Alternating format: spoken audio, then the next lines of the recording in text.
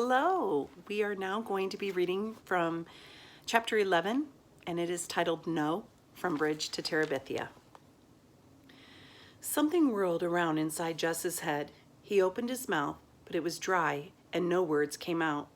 He jerked his head from one face to the next for someone to help him. Finally, his father spoke, his big, rough hand stroking his wife's hair and his eyes downcast, watching the motion. They found the Burke girl this morning down in the creek. No, he said, finding his voice. Leslie wouldn't drown. She could swim real good. That old rope you kids been swinging on broke. His father went quietly and relentlessly on. They think she must have hit her head on something when she fell. No. He shook his head. No. His father looked up. I'm real sorry, boy. No, Jess was yelling now. I don't believe you. You're lying to me. He looked around again wildly for someone to agree. But they all had their heads down except Maybelle, whose eyes were wide with terror. But, Leslie, what if you die? No, he said straight at Maybelle. It's a lie. Leslie ain't dead. He turned around and ran out the door, letting the screen bang sharply against the house. He ran down the gravel to the main road and then started running west, away from Washington and Millsburg and the old Perkins place. An approaching cart beeped and swerved and beeped again, but he hardly noticed. Leslie, dead. Girlfriend. Rope. Broke. Fell. You. The words exploded in his head like corn against the sides of a popper. God. Dead. You. Leslie. Dead. You. He ran until he was stumbling, but he kept on, afraid to stop. Knowing somehow that running was the only thing that could keep Leslie from being dead, it was up to him. He had to keep going. Behind him came the barripity of the pickup, but he couldn't turn around. He tried to run faster, but his father passed him and stopped the pickup just ahead, then jumped out and ran back. He picked Jess up in his arms as though he were a baby. For the first few seconds, Jess kicked and struggled against the strong arms. Then Jess gave himself over to the numbness that was buzzing to be let out from the corner of his brain. He leaned his weight upon the door of the pickup and let his head thud against the window. His father drove stiffly without speaking, though once he cleared his throat and though he was going to say something, but then glanced at Jess and closed his mouth. When they pulled up at his house, his father sat quietly, and Jess could feel the man's uncertainty, so he opened the door and got out, and with the numbness flooding through him, went in and lay down on his bed. He was awake, jerked suddenly into consciousness in the black stillness of the house.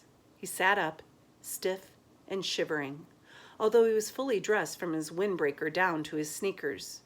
He could hear the breathing of the little girls in the next bed, strangely loud and uneven in the quiet.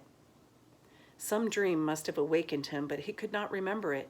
He could only remember the mood of dread it had brought with it. Through the curtainless window, he could see the lopsided moon with hundreds of stars dancing in bright attendance.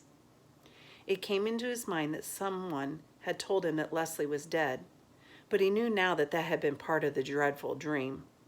Leslie could not die any more than he himself could die, but the words turned over uneasily in his mind, like leaves stirred up in a cold wind.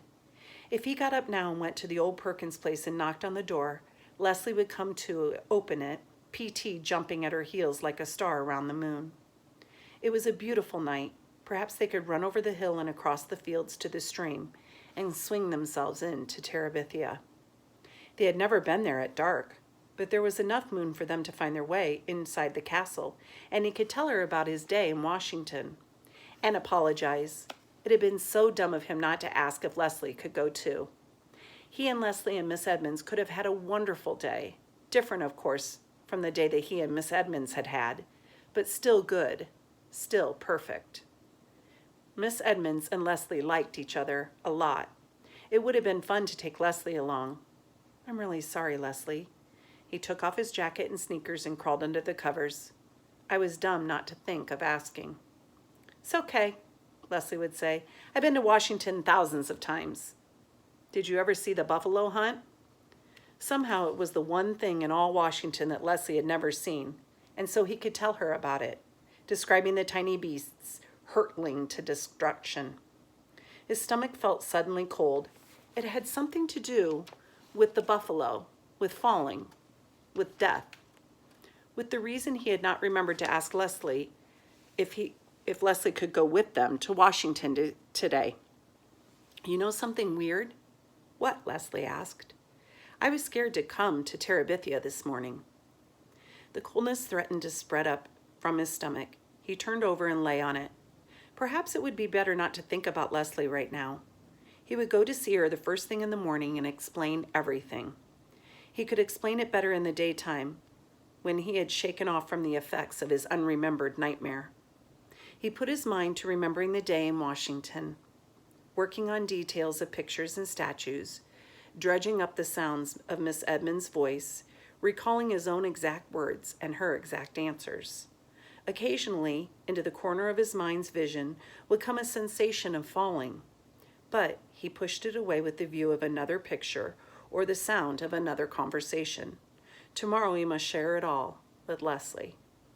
The next thing he was aware of was the sun streaming through the window. The little girl's bed was only rumpled covers, and there was movement and quiet talking from the kitchen. Lord, poor Miss Bessie. He'd forgotten all about her last night, and now it must be late.